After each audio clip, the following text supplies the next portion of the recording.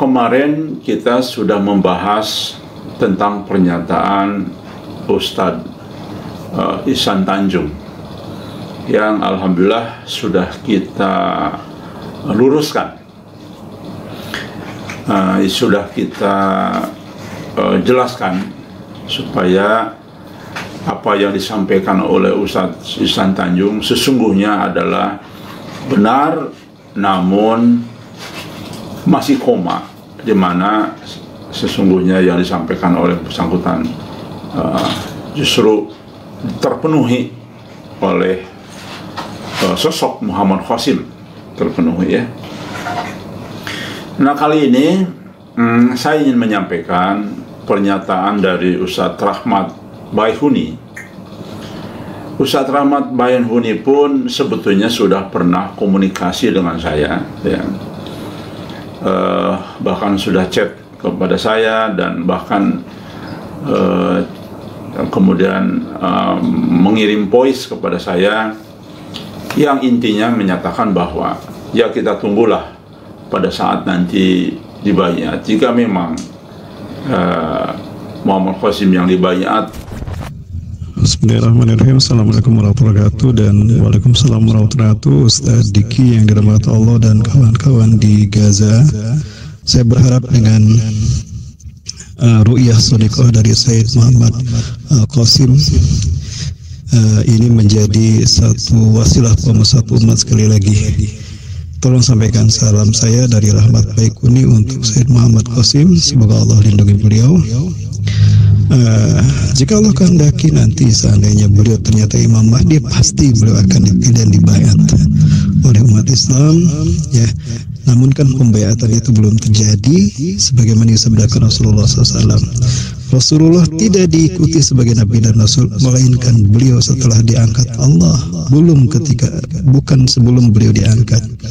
Ya, sekali lagi, Rasulullah diikuti dan diakui sebagai Nabi dan Rasulullah setelah beliau diangkat Allah menjadi Nabi dan Rasul, bukan sebelumnya. Kita tunggu sebagaimana yang dijanjikan Rasulullah SAW bahwa Imam Mahdi dibayat oleh 313 sampai 315 kaum muslimin di antara Mu'tazam dan makom Nabi Ibrahim alaihissalam. Jika itu terjadi, maka jelas bagi kita tidak ada lagi sengketa siapa Imam Mahdi kita yang sesungguhnya. Namun dalam kajian terbarunya dia mengatakan lagi di dalam sebuah kajian, sebuah pernyataan yang sebetulnya sudah beberapa kali kita bahas ya.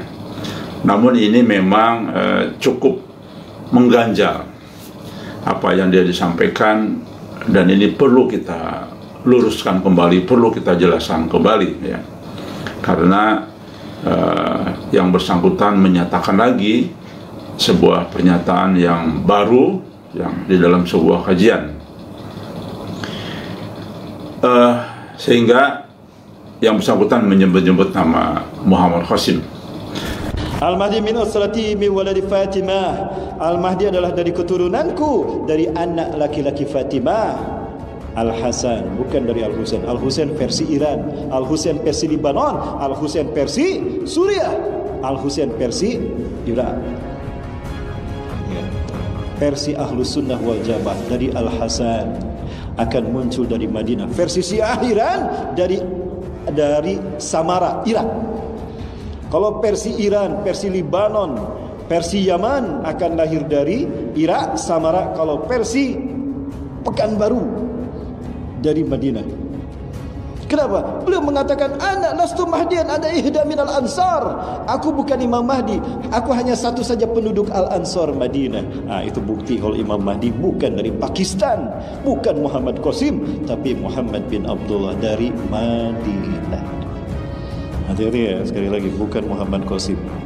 Saya sudah pegang SMS WA dari Muhammad Qasim, ada di HP saya. Muhammad Qasim tidak pernah mengatakan beliau sebagai Imam Mahdi. Ada beberapa chat saya dengan beliau Muhammad Qasim. Betul sekali lagi bahwa pernyataan Ustadz Rahmat Baihuni tadi, Al-Mahdi muncul di Madinah, penduduk Madinah, dan pada saat itu sedang ada di Madinah. Itu tidak kita nafikan, dan saya pun juga memahami hal yang sama. Pertama, saya ingin menyampaikan bahwa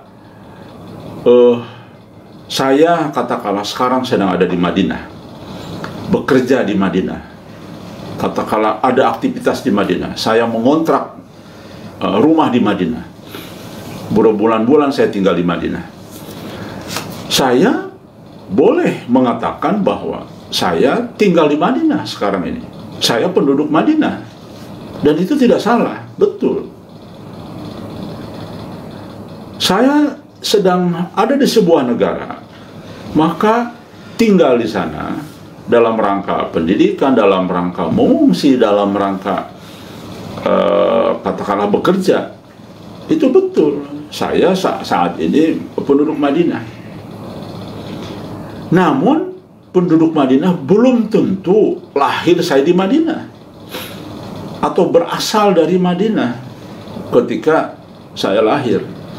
Nah, kalau teks hadisnya mengatakan bahwa Al-Mahdi itu lahir di Madinah, maka kita tentu tidak ingin melanggar teks pengertian hadis itu. Dan pasti saya langsung tidak akan percaya adanya Muhammad Qasim yang muncul dari Pakistan, karena teks hadisnya adalah lahir dari Madinah.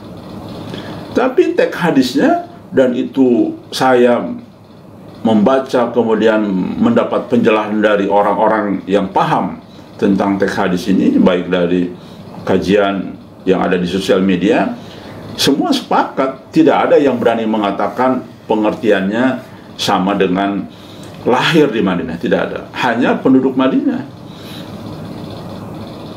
Baik, ini yang perlu dipahami saya kira.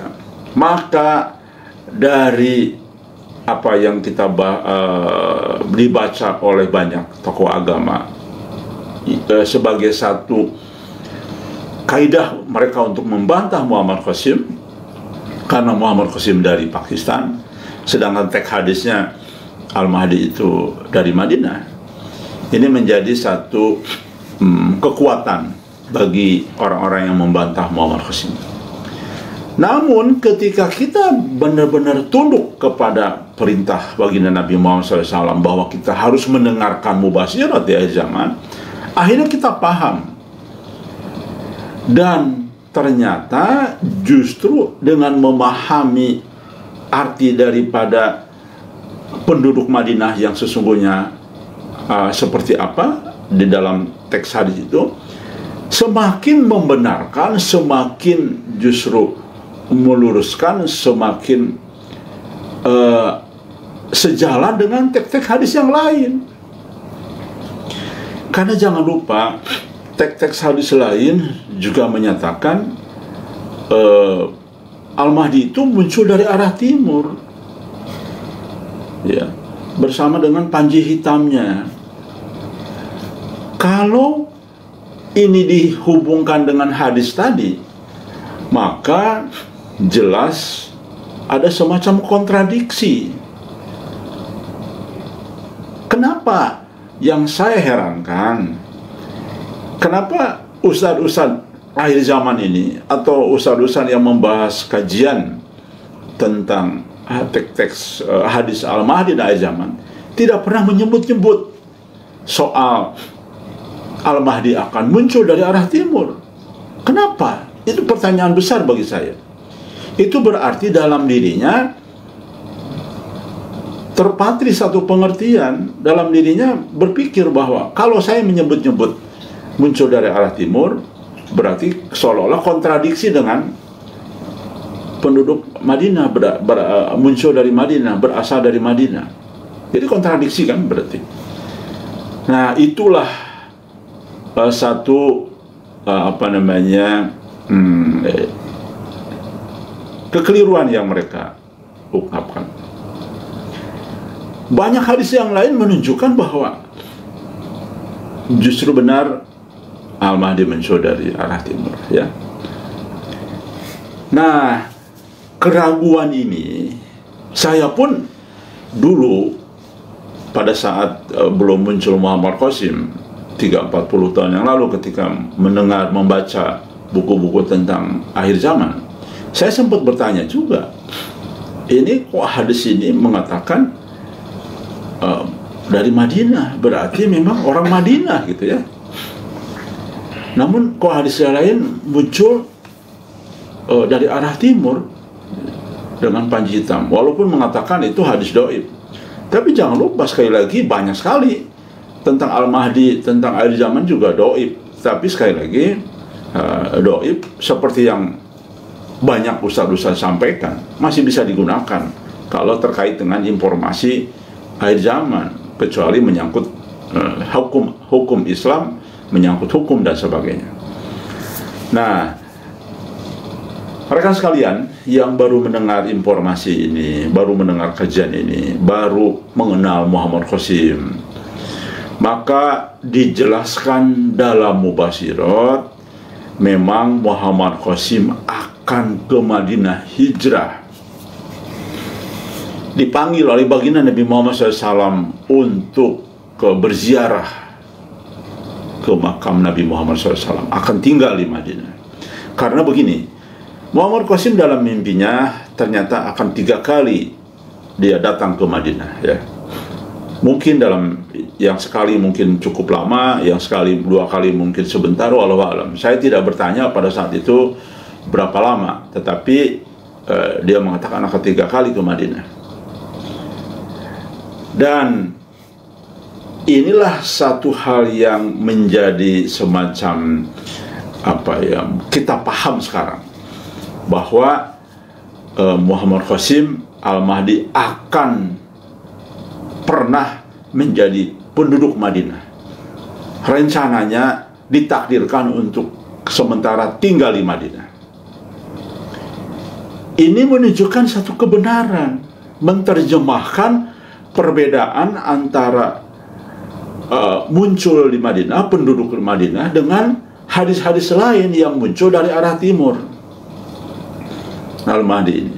Nah, inilah satu bukti bahwa kebenaran Al-Mahdi yang sesungguhnya ada dalam diri Muhammad Qasim. Menerjemahkan sesungguhnya. Di dalam mimpinya bukan bela diri bahwa Al-Mahdi itu dari Madinah, tidak begitu mimpinya, tetapi di dalam takdirnya Muhammad Qasim, Nabi Muhammad mengatakan kepada Muhammad Qasim, datanglah ke Madinah ya, bertemu dengan aku. Tentu bertemu dengan aku belum tentu fisik ya, tetapi bisa jadi dalam mimpi dan sebagainya, bisa jadi di alam gaib ya, tinggallah di Madinah dan sebagainya.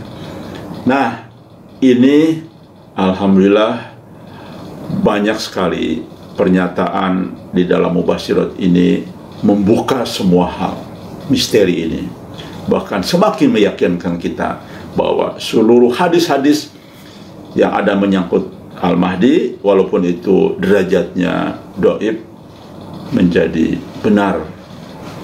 Dan ini masih terkait dengan satu tokoh lagi yang disebut dengan putra Bani Tamim, atau terkait dengan panji hitamnya, yang semuanya menunjukkan berasal dari arah timur.